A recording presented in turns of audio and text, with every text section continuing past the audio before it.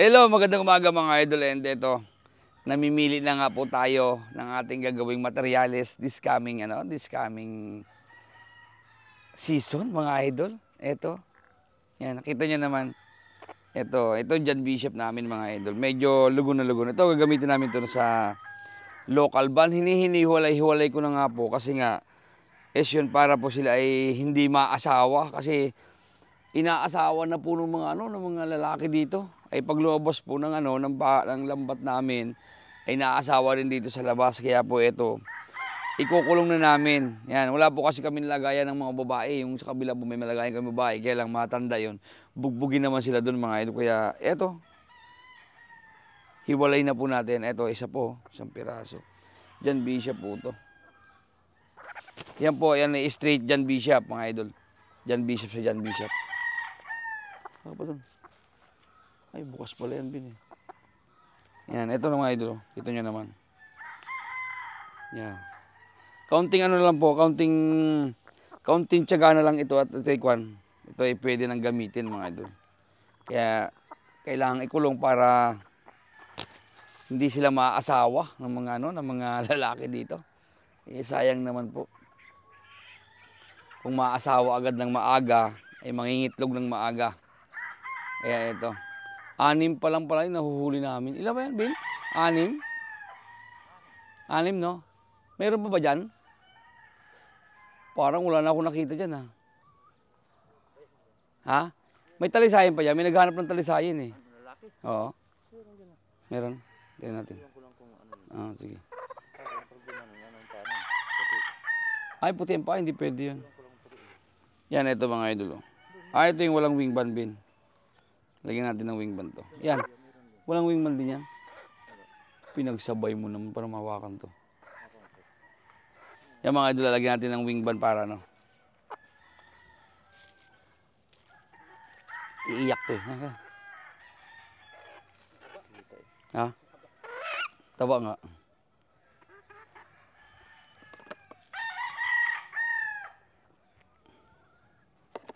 Isa muna.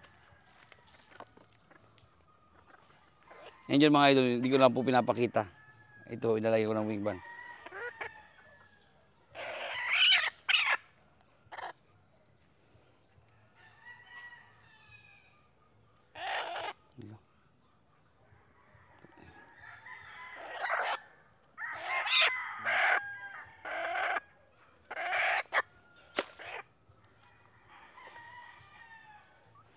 And ito nga mga idol, ang laki ng katawan. Wow. Oh, ayan o. Kita nyo naman. John Bishop Kelso. Ito po ay straight John Bishop Kelso mga idol. Ang ganda ng mga paa nila. Ayan. Pagtapos po nitong maglugon, ito pwede na po silang isalang mga idol. Kaya lang, sasalang ko ito mga by November na to. October, November yan. Nilipat po namin dito sa medyo may puno at masyadong mainit doon. Ayan o. Yan, nilagyan natin ng wingban. Maghuhuli pa po tayo doon mamayang hapon ng ng mga ibang babae kasi may mga kapalit pa ito doon sigurado mga idol. Oh, ganda.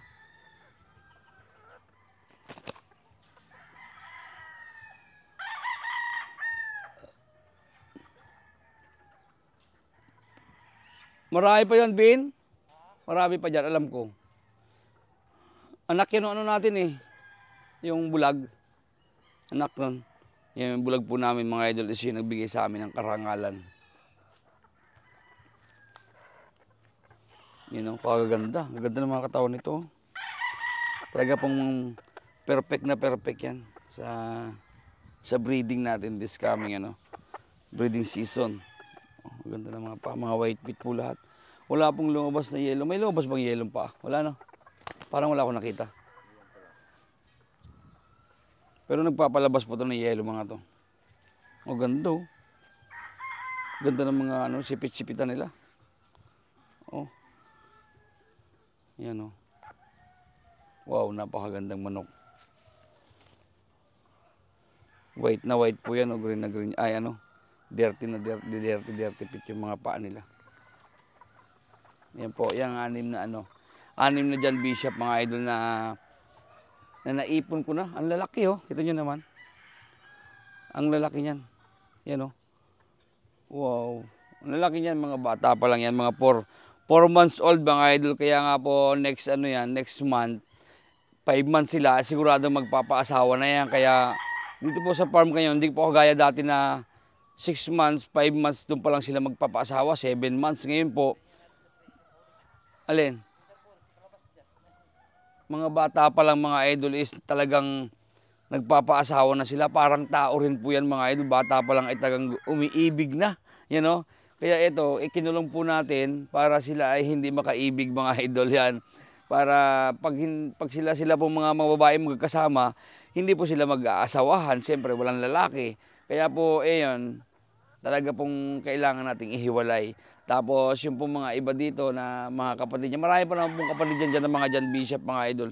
Kaya lang hindi ko pa nakikita yung iba. May mga yellow pit din po na lumabas na ilang piraso lang naman. Yun mga idol. Kaya po, yan, kailangan na rin po natin silang hulihin at hiwalay sa mga lalaki. Yung mga lalaki naman po, yun o, nilagyan ko na naman mga tali sa paa para itali na po natin sila dun sa dun sa bundok kasi nga po wala po laman yung ko doon, farm ko doon. Ang nakakadadala pa lang po namin doon ay 30. Ilan yung natala natin sa bundok? 28 ba yun? 28 piraso pa lang mga idol yung istag namin doon. Kaya wala pang 100 yung nandun kasi may 50 ba yung bin? Walang 50 yun, no? Yung dati doon? O, walang 50. Kaya po yun ay pagpalagay na 50. Tapos yung 29, 28 na dinala namin, naku, wala pang 100 mga idol. Kaya nga po, yun, kailangan po natin talian yun kasi sayang po yung lugar, ha, mga idol. Sayang po yung lugar na nakabakante lang na wala namang nakalagay yan. Kaya po kailangan natin lagyan. Tapos ito, ilan naman po yung mga stags natin dito. Ay, nito, cockerels natin. Nasa to, kung hindi ako nagkakamali, nasa 100 mahigit to. Kaya lang iba hindi pa pwedeng itali, medyo maliliit pa po. Tapos yung malalaki, yun hulihin na natin para maitali na natin doon sa bundok mga idol. Yun, maraming salamat po sa inyong lahat. Thank you for watching mga idol. Sa lahat mga followers natin, nagpapasalamat po ako sa inyong lahat mga idol.